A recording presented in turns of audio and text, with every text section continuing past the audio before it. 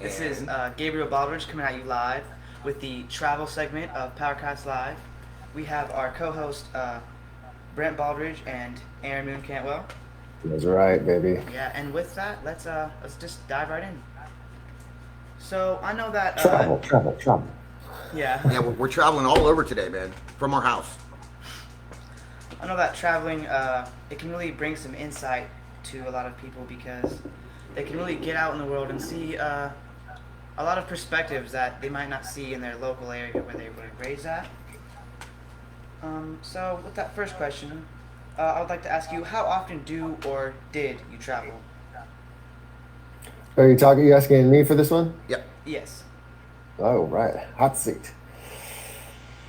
I my parents were so awesome in the travel factor, that I remember like 3 years old, probably my first trip was around the Southwest United States. And then maybe again when I was 7 to 10, we did like this Oregon Trail trip, and we're like discovering discarded items like syrup bottles and spoons and plates, like still on the old trail, right? It's like two or three Oh, hundred. from like, wow. Yeah, good 150, 200 years old. Um, so those are my first memories of travel. But I didn't travel outside of the states until I was 21. That was to Thailand. That's pretty excellent. That's Yeah. our first trip that we have planned together. Yeah. Is to go to Thailand here in the next whenever they open back up or whatever. They've got, Right a on. lot less COVID than everybody else, but I don't know if I can get there. So Yeah, we'll get there. Okay. How has traveling impacted you? As in, how has it changed your perspective?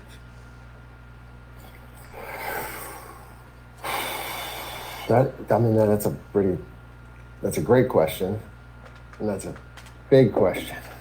How has traveling changed my perspective? When I travel, I release control, the need to control, and it's my intent to know how people live and to live like they do. So I've lived in slums where, there's children who are extremely malnourished. And I've lived, in literally palaces. I've been invited to like these imperial palaces. Uh, so I've definitely done both spectrums. I suppose if anything, it's really helped ground in the knowing that just human beings are basically sharing one experience. And not that all of our experiences are the same, but that we all go through troubles with the family, troubles in relationship. We go through pain, injury, there's death, there's sadness, there's joy. The whole spectrum of human experience. It's not that poor people are privy to a specific experience. I've met people who just have a pot with rice in like a dirt hut, and they're joyful, laughing, right? The women are outside pounding the wheat together, and they're chatting about the village, and the children are running around, barefoot. And before I imagine this colonial time where it's like they're judging it as primitive, but they are just living life with exactly what they need. And basic human needs, love, connection, contribution. What are some of the other ones? Certainty or uncertainty. security. Security. Yeah, we all live by these basic needs. So if anything has changed my perspective, it's that I can pretty much hang with anybody because I know that there's like a beating human heart in there, and that it doesn't matter what life looks like on the surface. Uh, human Us as humans really go through uh, a similar life path, regardless of how or where we live. We share this big global village. It really goes to show that we're really not in this alone. Absolutely. Yeah. So basically, for you, it was like a leveler. Like it brought you to the point where you're, oh well, we are all the same, and kind of gave you the perspective of the connection in the just to kind of go. It's like across the board. It took the differences out of it for you. Yeah, I'd say it definitely helped. Travel helped me like calm down in a way, and not worry about my fate, my skill sets, you know. Okay, and on the subject of travel, we have another question. Uh, what was the most enlightening place you have been to and why? You said it enlightening? Hmm. Yes. Ah, enlightening. I really want to. Yeah, I was just speaking about this word with one of my teachers and how it's an English word that doesn't really encompass where the term really came from. We can follow that term back to the Sanskrit word. It's called the Atma. It's the Atma? indivisible. Uh, it's basically the indivisible, indestructible The individual. ultimate. What was that? The ultimate? Essentially, yes. But what it really means also is that it's a spark of light from, I mean, you could say, even if you want to talk about like the sort of contemporary science, that the Big Bang was a flash where all materials came from, right? Well, if the source of all, Brahman, in Vedic Sanskrit terms, if we're all a spark of light from that source, then we're all technically enlightened. We're just covered in this material matter. We just happen to be animating it.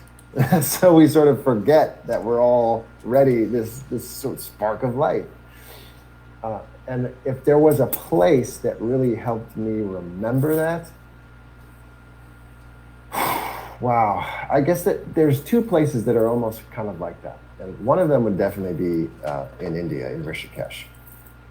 That's where like the Beatles ashram is, you know, for everybody who remembers that whole movement in the 60s where they're going back and forth to India. They're going to one of these little ashrams in Rishikesh. So it's now more like a shrine. It's all painted. But Rishikesh, there was an unexpected event that occurred there that really, and it wasn't like, I'm enlightened. It was more like, holy shit. Give you some insight. There's this place that's so silent, I can actually hear myself. You know, like, this is powerful.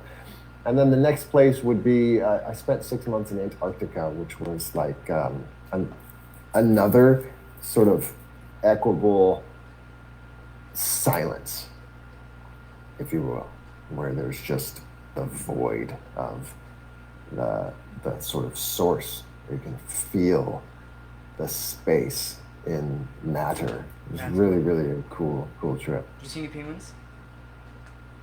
The what? Oh, you know what? People ask me that, and I think I was one of only two people on the base at its height of the summer season. McMurdo Station is this base in Antarctica where all of these other, the Italians, the Russians even, and the Israelis and the Asian teams from all over the world who have science missions in Antarctica, they come through, they fuel up, they get in, you know, the heavy equipment that the United States has, you know, it's a badass stuff. And then they go out to the field. So out of the height, there was maybe 4,200 people there, or maybe a little bit more. But I was one of the only two people, I think. There may be one other person who didn't see penguins the whole freaking time I was there. So what was the average temperature while you were there? Because it's cold down there, yo. Yeah, when I showed up, it was negative 47 degrees Celsius. And I went out with this badass guy. He was the baker for the South Pole station. Super cool. Yeah, Jack, if you're out there, listening to this, man, I really appreciate you. He's just this like rough and tumble kind of guy. He's like, man, we're gonna go out and run in this. You gotta come with me. I'll take you to the Kiwi base. It's like 3 kilometers away. And I mean, that may have been a mistake, right? Like I land on the ice, and he's like, we gotta come run. So we run, and there's like ice covering my face, and we're all bundled up. I mean, it was always cold, right? I think the average temperature was somewhere around, you know, negative some degrees Celsius. It's definitely below freezing. Too much. The coldest, driest place on the planet. Well, yeah, it's been termed the coldest desert in the world. So yeah, for sure, because it's like the wettest desert there is. Wow, that's an experience, man. Like that's a place that's definitely on my bucket list. Um, but just to experience that quiet and like, like the whole just atmosphere of complete lack of population. I grew up on a farm in Kansas, so and I was an only child, so I spent a lot of time like alone in the country, and it was just I have to go back to the country every at least every couple of months to just sit for a few hours to gel and allow my like you're talking about being able to hear myself and Yeah. it's invaluable to do to have that quiet time and that reflection period. Yeah, it can really take a lot of the stimulation away, and you don't have to focus on all these surrounding objects, and you can really just bring all the attention back to yourself.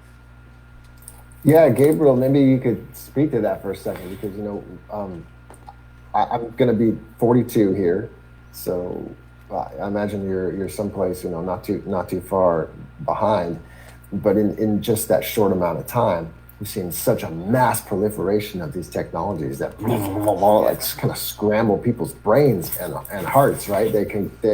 These frequencies literally create an incongruency between magnetic resonance of the heart and the electromagnetic resonance of the brain, and like the sort of unity of a person is distorted.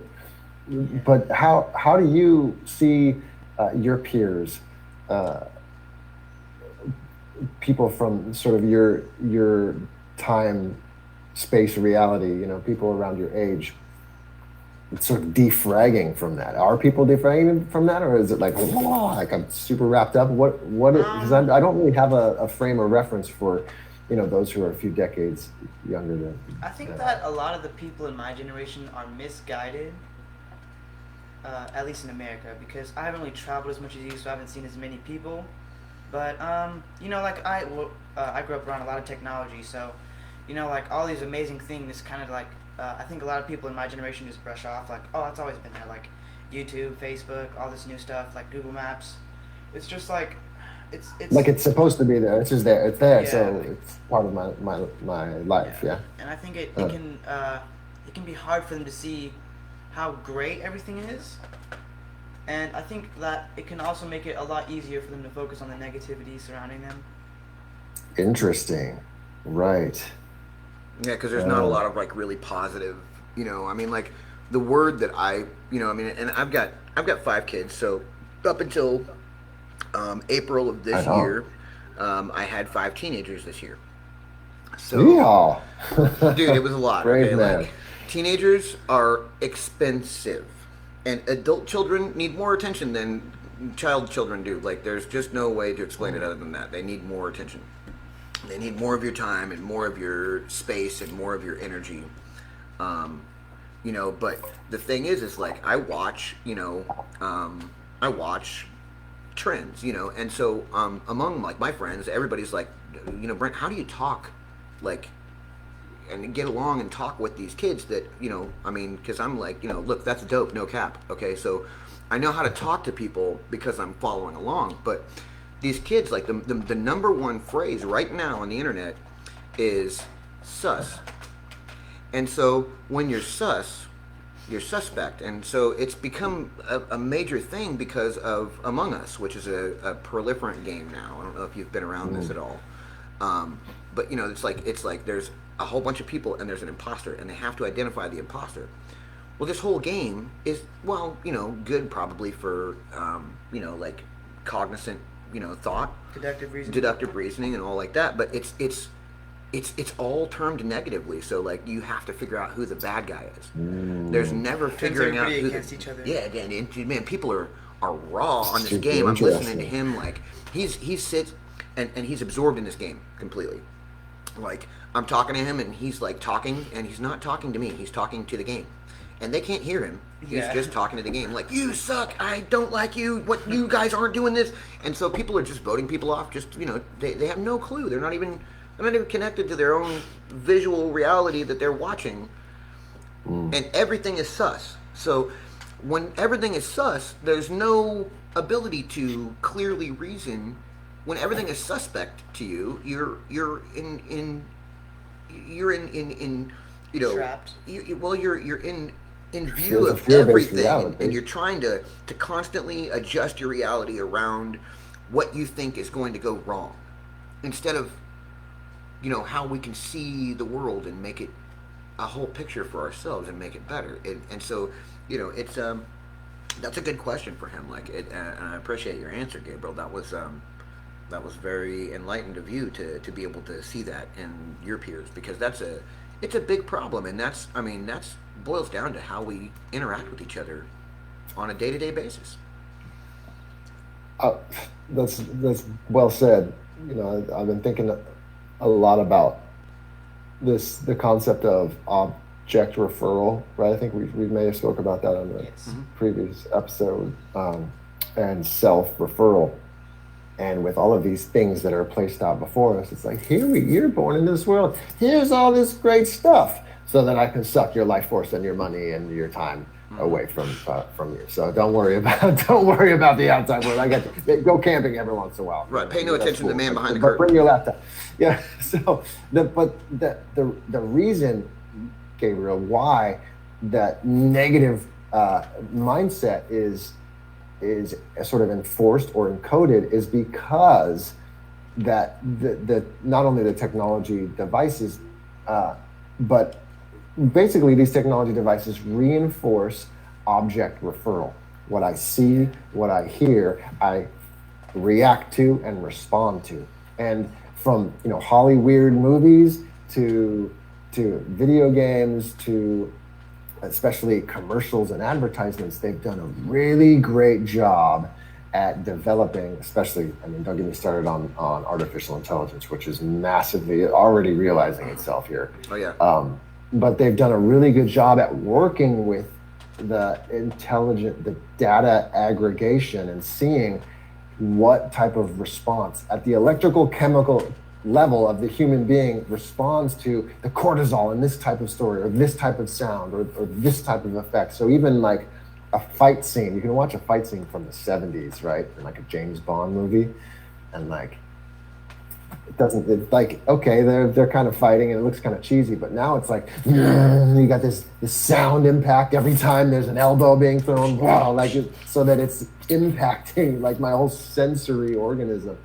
But anyway, really, I just wanted to make the point that that's a great observation you're making, because if I'm enraptured or enthralled in this object, then that's my only way of interacting actually with the world around me. I'm in a high beta brainwave state, always figuring things out. My adrenaline is pumping, cortisol saturating my body, and it's like this really kind of tense vibration that I have to interact with the world in that way, unless what we do is we get out of that norm. Yeah, I travel it makes it like from there, really right? I almost go to the impossible forest. to have some self-reflection.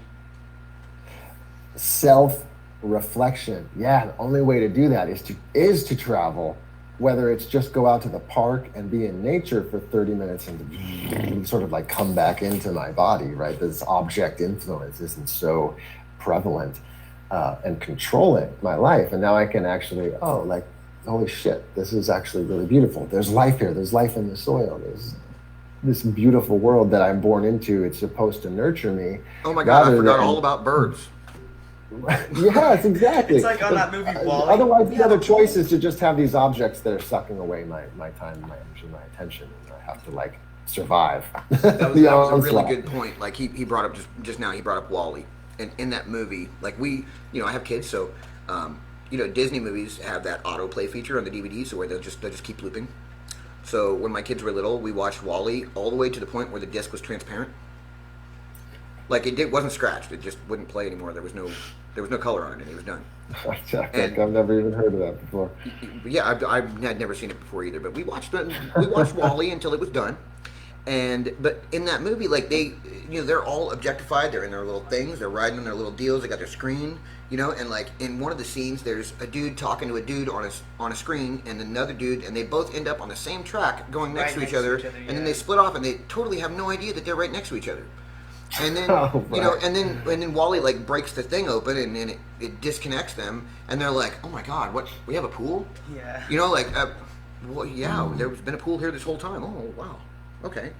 It's and it's that kind of a objectified reality that we live in now. That definitely, I think, like Caitlin was talking about last week or on Monday rather, about needing to get out and not allowing that level of technological objectification to affect our ability to get out and actually see the world and be willing to go out of it. Yes, and that's why travel is like so important to me, and it should be for a lot of people. Definitely. And with that, I want to move on to the next question for you, Aaron.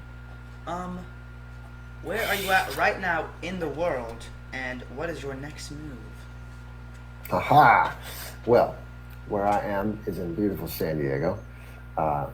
Right here, I'm looking out at it's like clear blue skies, a little bit of wispy clouds, palm trees, just chilling. There's this crazy cactus tree. I still don't even know what that thing is. Like it looks like it has brains popping out of it. I don't know if you guys can see this. Let me see if I can show you. Out the window there. Yeah, you see that friggin' thing right there? Oh, weird. What is that? Yeah, Dr. is Seuss that? was from this area, and so you can see like in the beings he's sketching and the trees and things that are actually out here. But I'm in San Diego, and I'm looking forward to getting up to my family in the Northwest, Northern California, pretty much staying West Coast when travel is available. I got friends all over the world, man. My beautiful friend Jan right now is building his own retreat center and healing center in Thailand. He's a Thai medicine practitioner. Beautiful, beautiful. He's a tactician of healing. He just knows anatomy, energy anatomy. Brilliant, brilliant guy. Beautiful. Looking forward to seeing him. My buddy Marco, he's in Tenerife right now in the Canary Islands. Love to visit him. And, well, who knows? I mean, my girlfriend wants to travel to a few different places too, so I have to tag along with her. No, that makes it nice. You don't have to really kind of plan it out. You can just kind of follow along. That's a totally different travel experience too. Yeah, right. I got to do that in 2013, although I was kind of on a mission, but, allowed myself to go where spirit guided. Yeah, so that's a great question, Gabriel. It's really interesting because it's like where are we headed? I hope someplace good. That's right. Right. As As soon as travel's open. as soon as travel's open, me and my father plan on traveling a lot of places. Yeah, so we Yeah, have a lot an of entire trek kind of planned around, probably starting in Thailand, but then moving on into Cambodia. We want to go see Angkor Thom and Angkor Wat. Yeah. My birth uncle lives in North Vietnam, and so I just actually kind of connected with him this year for the first time, and so I'm gonna probably go meet him, and then we're gonna probably go to Dubai and like we want to go around and see some of the like Sumerian Yeah, Russia places, is definitely on like the list too. Russia. Very cool. Yeah. Want to go to the Woolly absolutely. Mammoth Museum. Definitely want to go see that. Just we're trying to get the experience and kind of get ourselves out of the whole Midwest. Like Yeah, in because Kansas, it's like look, mostly when I was 18, I was in the Marines, and I went to San Diego. I was MCRD San Diego. Learned how to surf.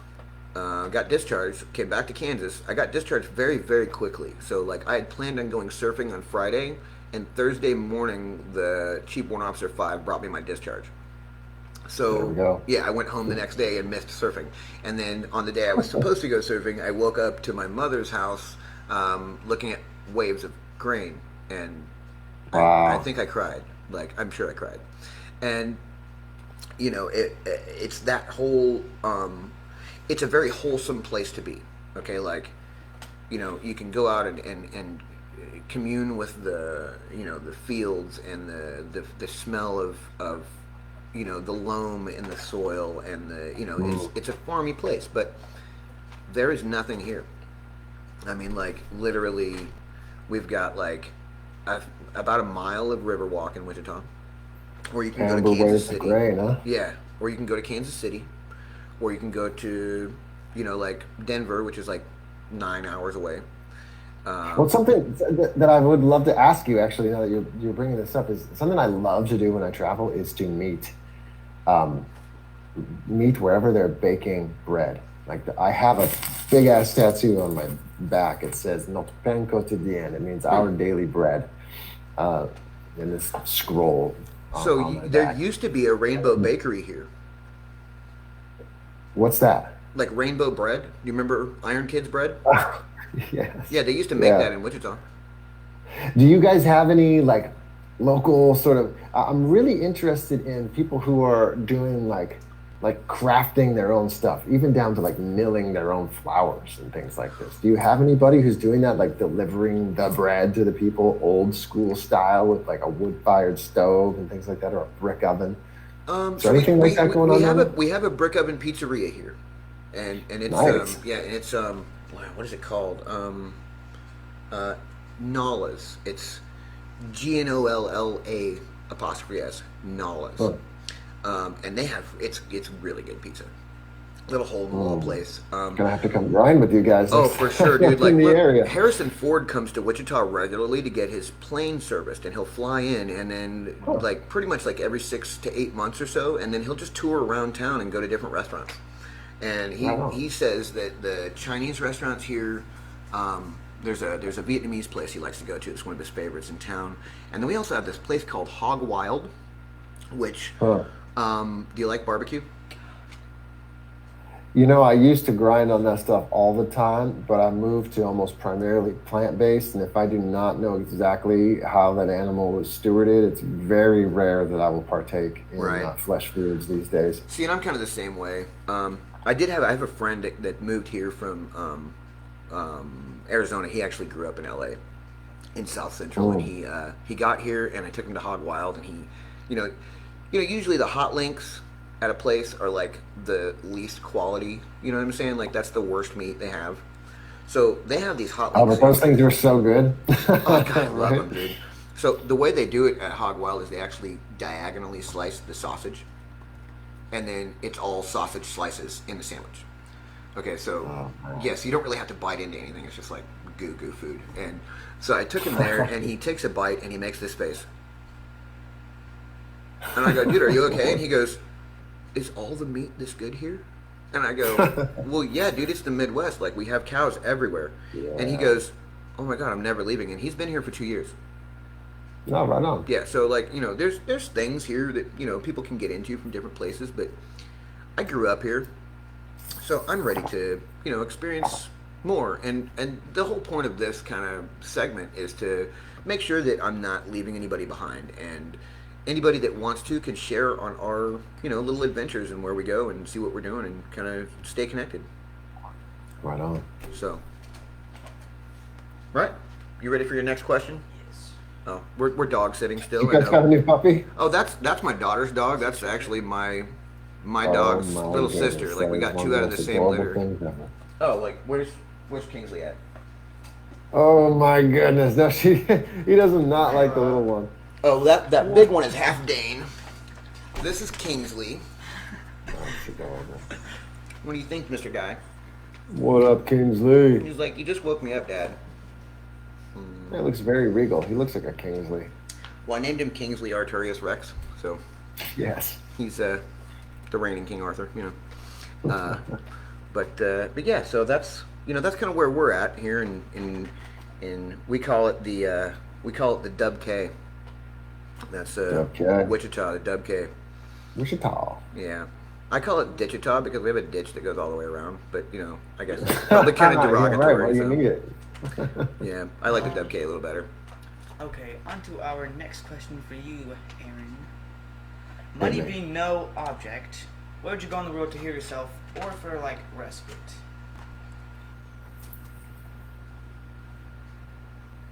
what is the name of that place? Let's see.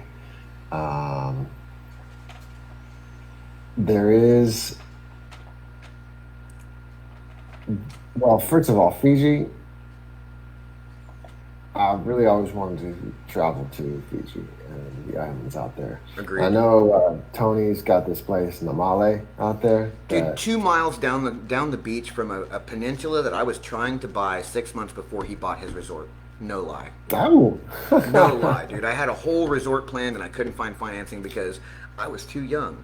And the next year, Mark Zuckerberg became the world's youngest billionaire. So right on. now we're here, and eventually I will get to Tony's resort and say, "Hey, dude, I should have been down the beach from you." Maybe you still can, man. I think I will. The, Fiji seems amazing. You know, places that are just quiet where I can hear the trees. I'd love to visit like the Celtic Highlands Yes. for rest and respite. I really feel like uh, in the northwest of Ireland, uh, out uh, near the moorlands. For some reason, it just seems so sort of almost like desolate and peaceful at the same time. Yes, yes. Uh, Man, there's so many places to go. It's like you think about Bhutan those seems places, like, amazing. You mentioned birds, Brent. yeah, Did you know that I read that Bhutan has, when the seasons change, Bhutan, there's like thousands of bird species that fly over that section of the mountains. It's like their freaking super highway for all these mass bird migrations. So you can see hundreds and hundreds of bird species just in a single day if you're out there at the right time. that sounds cool. Yeah, What? and they got that whole national happiness quotient kind of thing going on. They Right, don't right. really, They want they're everybody really happy. yeah, really private people. They don't want a bunch of development, and they got some pristine waters. Yeah, just give me clean spring water from deep under the earth, Oh yeah. and some Four Seasons. That's the type of place where I want to be. I forgot to mention Wichita actually is one of the stops that all of the monarch butterflies make on their migrational path. Ah, So gorgeous. like twice a year, we'll be just completely just inundated with monarch butterflies everywhere, which is very cool to watch. Very very Gorgeous. relaxing, and they'll just land on you. Like you can just kind of go out and stand, and they'll just land on you. It's really cool to watch. It's kind of off Yeah. the question, Aaron, but do you speak fluent Sanskrit? I'm learning vocabulary right now. I'm constantly learning new words. I've been around it for so long that I just pick up words, but conversational, not at the moment. But it's coming. We're on that path. It's very interesting. Me and him Yeah. are actually in the process of learning Mandarin. Yeah, we're learning Oh, Mandarin excellent. right now. I downloaded years ago a file that's like 9 gigs worth of Chinese pod. So it's like a 15-minute podcast, and I've got like several thousand episodes of conversational Chinese translation. So we're like 4 episodes in, and we're kind of headed on the ni hao. Right on. Yeah, Ni ni hao, hao shit. and shishini, and that's Shushu. pretty much it. Ni hao. Oani, it's like I love you, I think. Mandarin, a little bit rusty. So yeah, so we're that's interesting. We're and he wants to learn Sanskrit badly, and we're kind of on like a historical etymological path. Like I mean, we're trying to timeline out stuff that and combine things that we haven't got a readily available timeline for, like across cultures and religions and histories. So like this Well, I guess trip we've got even planned Latin is- and Greek were based off of Sanskrit language. It is an Well, ancient so language. It is said to be a perfect language. It's so perfect, and it's code that computer programmers, are beginning to use it to create programs, and if right? we Because we That's cool. it is so foundational to our vibrational reality. The sounds are primordial. The way they link the characters together are really nothing short of perfect. It's well, amazing. so Latin and Greek were kind of formed around Sanskrit, but with an Egyptian pronunciation. Right. The Egyptian pronunciation was actually pulled from the Akkadian, which was coinciding time wise with Sanskrit, and then the Akkadian. They say that the Akkadian was actually like speaking Korean to English to Sumerian, but Sumerian is Ah, actually the completely perfect mathematical language of the original people of the earth. So we're kind of, but we don't know what it sounded like because we only know what Akkadian sounded like. So right. we're kind of trying to work back along this path, and it's kind of turning into Yeah, part it'll of be our world very school for interesting. Gabriel, and I'm super interested anyway too. So Right on, we're man. on the Yeah, path, the like cuneiform, yeah, Yeah, I call it like the ancient language or something like that. yeah, Because it's spoken by definitely. the first people. yeah. We get bored, we learn new stuff. It's better than Perfect. drugs. It's better for you than drugs, And playing and Among Us. and it's cheaper. So Right. just learning new stuff is way cheap to do, you guys. If you're out there watching, like, if you get bored, don't turn to a pipe. Don't pick up a cup of alcohol. Don't go get high. Don't take pills. Pick up a Get book. high on your own Yeah, supply right in that's here, right. That's buddy. right. Breath and Absolutely right. brain. Pick up a book, It's nothing and better. it's like reading Rainbow. Do you remember reading Rainbow? Oh, hell yeah. Yeah, like so. Pick up a book. Take a look. It's in a book, and take a trip. And so go somewhere in your mind and actually learn stuff. I love LeVar Burton. That show is great. Yeah, he's the man. Okay, and with that, I'll ask you the last important question here. Coming from the place of being a coach and serving, what do you feel is, or should be, the biggest takeaway from travel for coaches? Biggest takeaway from travel for coaches would have to be, for me, the capacity to uh, just be humble and to listen more than speak, and to really be careful with how we are regurgitating information that we may have received and we may think we have understood. Nothing beats direct experience. But when we hear and experience things, especially when we're traveling as coaches, and I'm gonna just speak generally, okay? I can't speak for all coaches, uh, but just generally speaking, the misappropriation of newfound knowledge. There's no fake it till you make it when it comes to real world experience and the embodiment of knowledge. Embodiment of knowledge is lived knowledge is wisdom. And as a coach, especially if you're a new coach, you're going around and traveling to all these places, experiencing new things, and you think you want to like adapt it to your coaching program. I guess my suggestion there would be to allow your experience to live through you more authentically and cultivate that sense of listening and respect and wonder and investigation at the new things you learn and see and experience. Because I think there's a tendency to just want to like make it our own. For example, you see what's been done in the yoga realm. It's like, okay, well, I took this like a month-long course, and suddenly like I know yoga, and I'm just making shit up around this ancient knowledge that was handed down to us from you know thousands of years of hard earned, hard lived, real truth. So don't mistake experience and new knowledge uh, for uh, a product that you can use in your coaching business. I would say keep close to that and use it for your own personal development first for a while. Let's say at least a year from the time where you traveled, and do your best to live it and make it work through you before you try to make it work for you. That's Right. beautiful. Great stuff. Great stuff there. That is beautiful. I think that, So and of course, I haven't traveled as many places as you or even my dad, but I think that whenever you travel, you find that your mental cup isn't actually overflowing, and it's like really not that full at all, and you can get really like surrounded by local things, and traveling can really open up your sense of connection and just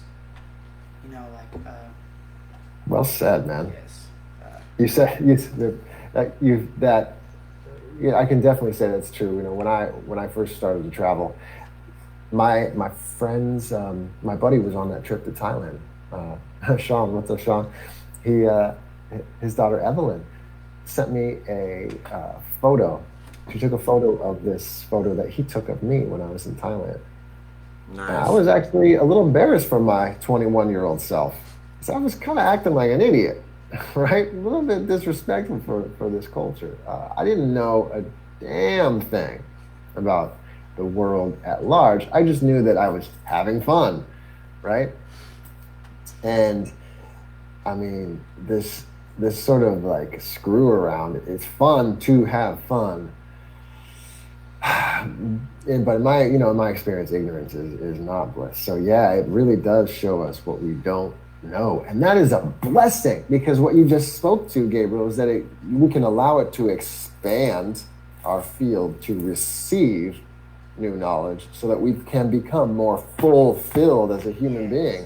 Or I mean, we could just maybe fuck around and like consume that their culture, and then like go back to our regular lives and start yelling at our family or whatever again, right, and going back to the video game. Man, I don't Really, know. really well said. It's like how does a person go absorb and expand in that fashion and then go back and be the same person? I don't understand that. Like I see it a lot, and I see people like, and I know like maybe next week when James comes on, but definitely the week after when he comes on, like we'll be able to speak to that a little bit. But like how do you go and learn all this stuff and see all these people and experience this fullness of life, and then come back and be the same guy and yell at your dog or your daughter or whatever? I mean, it's confounding to me. But I think the most poignant part about what you were talking about is that that transmittal, and that's a term that we in the Western culture don't really know much about, I would say. And I know you've really experienced that over in India while you were doing your internship over there. But transmittal is that concept where the teacher directly transmits through physical proximity the ideas and the energy of the lesson to the student, so that the student can fully absorb it and actually retain the information that's coming through. And it's something that was done for thousands of years in the mystery schools around the world.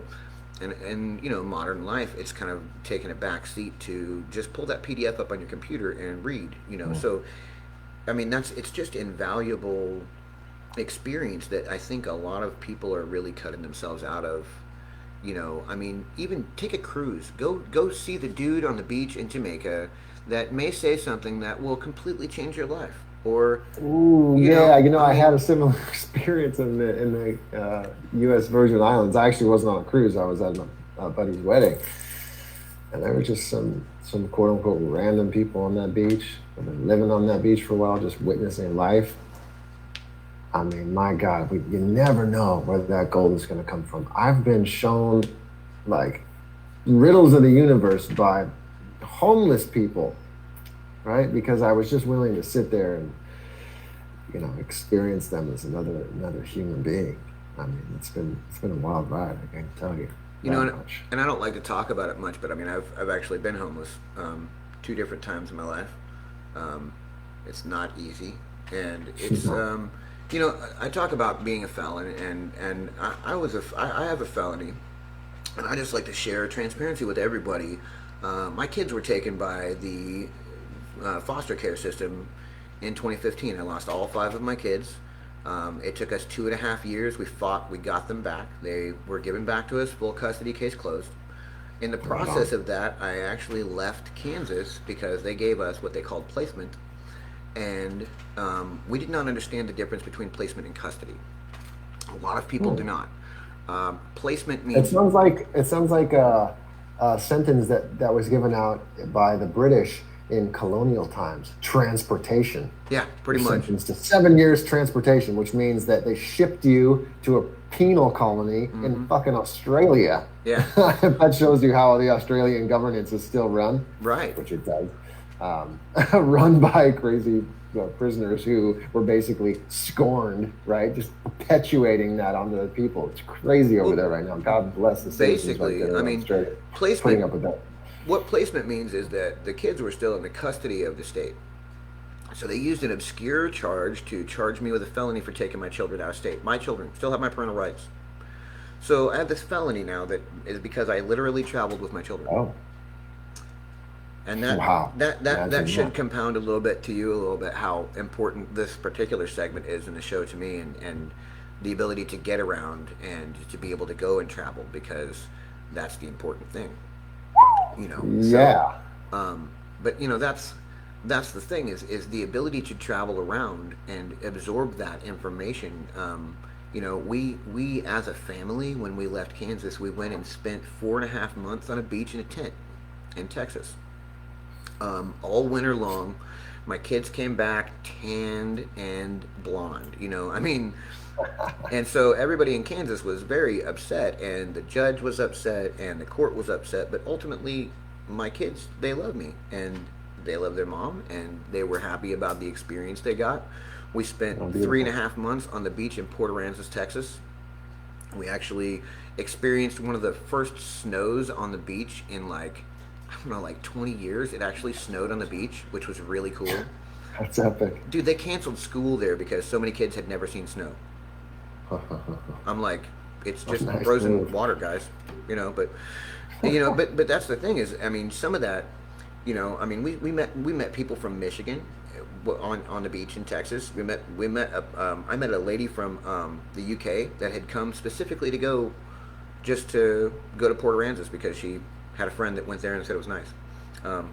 Met some really great people that lived there, locals, and like almost got the kids involved in a local play that was being. I mean, it just, you go around and you meet the people, and you get into different modes of life that you're not accustomed to, that are completely sufficient for the people that are experiencing them, and they have no idea what your mode of life is, and so Nice. it's like this nice cooperative share that we, are so separated in this world from giving to each other, either by race or creed or nationality, or just anything, like, the in today's November world, red and blue, so I mean, we're and some of that, I've experienced that in Kansas, like in Wichita. I have friends that I don't talk to at all now, and I probably don't know if I ever will again because they are upset with me for who I voted for. Right. So I mean, we're in this spot in the world where we have to figure out alternative ways to get ourselves around and get ourselves connected. And I think that travel, even though we're doing so virtually now, I think it's super important for everybody. Yes, yes. Whenever you travel, you should definitely take the aspect of personal growth with you wherever you go, because it shouldn't be like wherever you're traveling to. You shouldn't be focused on what you can take or how much you can take, but how much you can give back to people after what you've learned, 100%. especially to Well the local said. people after you get back to like your hometown or wherever you came from. Love my kid. Yeah, I mean, if there's anybody who thinks that is cliche, there's a reason why cliches are cliches, because mostly they become true. It's like what Bruce Lee said when they started punching, a punch was just a punch, and then the punch was no longer a punch, right? And then it became something other than a punch, and then back to that's just me punching. But that's a journey that we take, because like if you for anybody who just like taking that heteronormative relationship or any relationship, any relationship, yeah, like intimate relationship I'm talking about. If you want to get the girl, get the guy, or just get with someone, if you're not asking the questions, like, sure, yes, what do I want to get out of this relationship? Like, that's an important question to ask. But if you're not asking, what do I want to bring to the relationship? What do I want to experience with this other person? What do I want to give? Those are questions that if we're not asking, we are living in we're already a pinprick in the universe. We can expand our whole experience of reality by just asking those questions. This is so beautifully said, Gabriel. I mean, And they're what easy do I questions. want to bring to this experience when I travel? Super awesome gateway to more intentional, conscious, and I would say woke way of living. Definitely. Yes. Definitely. I think that it's very easy to look in the wrong places for certain answers, but if you like are given a step in the right direction, it's much easier to look in the right places. Heck yeah. My dad used to say this phrase that I don't speak to my father, just for everybody out there. I haven't talked to my dad for a number of years now. He's not a nice guy. Um, and so that's a self-care thing. Like, when you have people in your life that you are trying very hard to, to connect with, and they are not in the right place to connect with you, or they're just in a bad negative spot themselves, and it starts to spill over onto you, you have to remove them from your life. But my dad used to say this phrase, and it's No still. parasitic energies. That's right. That's right. Uh, but he used to say this phrase, and it used to just drive me crazy. And because I'm a smart guy, so I was a smart kid. He would always say, "Figure it out." Okay, so where do I start from? Well, you're gonna have to figure that out. Okay, well, how do I sit here in this spot and go to a direction that I have no knowledge of without somebody saying go that way? And so it's that ability, and this is a principle that I've used raising my children, and I think that's probably evident in to everybody watching and in listening to him talk, is that you know you have to be able to have somewhere to start, to go from, to move forward. So if you can start with just the simplest, look, you're my child, and I love you unconditionally, and I will continue to love you until I can't love you anymore. What can I give you? And if we come to our children with that type of an outpouring of heart, then the only possible outcome is for our children to grow and excel and expand their consciousness and expand the world that we live in for our future. Because this is really, and I think a lot of people are getting away from this in this time and age. The children, our children are the future of our whole existence. And I'm 44, okay? Like, I'm not a young spring chicken, but I've got a long time to go. But there's going to come a point when I'm not going to be able to do anything. I'm going to be so ancient and old that, I'm going to need care. We're all getting to Right, that from point. a baby back to a baby. Back to a baby, That's right? where we're And headed. so, I need your care again. I mean, like, not everybody has kids, right? So not everybody's going to have those kids to, take care of them at the end. But if we make sure as a society that all of our children and all of our adults are actually fostered through into becoming thinking, thoughtful people, then there's a plethora of people to take care of all of the aged elders of our community when they get old, so that we can all prosper as a community and a society. I mean, Stewardship. yeah, for sure. I mean, and I make the point about old guy tricks. Um, I still end up working on my cars a lot because that's what you do. You're a man, you work on your stuff. I know how to work on cars, so I'm not going to trust somebody else at a shop to do it. I'll just do it myself. It's cheaper anyway. Man, it's so much fun to get all greased up and Yeah, it's a man thing, right? But knock the hands around on some metal. but Epic. but I mean, working in the car parts industry, I've seen a lot of different um, iterations of father son, and father or husband wife, people working on their cars together, and it's just such a blessing to be able to watch people bringing their kids forward and bringing their spouses or bringing their friends or whatever forward with the knowledge and actually just bringing us all together. I think it's wonderful. Agreed. So that, I believe, is our show today, you guys. And we really appreciate you guys all being here very much. It's been great talking to you again, Aaron. I definitely enjoy this every time we do this, and Yeah, I can't wait to poke around on somebody else. You guys got me in the hot seat over here. I know, right? Well, so we're gonna have to work on our guest list, and everybody watching, if you guys want to be a guest on any one of our segments, just go ahead and go into the page. There's an email listed there that's guest at epcp.org. thebrentbalders.com. That's where our podcast is hosted at. You can email us a bio shot and what you'd like to talk about, and we'll try and get you set up into the schedule, and we'll get you on the show. So until then, definitely next week is Thanksgiving. We're going to have probably a Thanksgiving show. I think we talked about on probably Monday. Next week, we're going to probably skip out on the Wednesday and Friday so that you guys can all enjoy your families and your Thanksgiving experience with everybody. So until Monday, unless you guys have something else to say, we do appreciate you guys being here with us. And until next week, be the power that you need in your lives today. Thank you guys. Have a great night.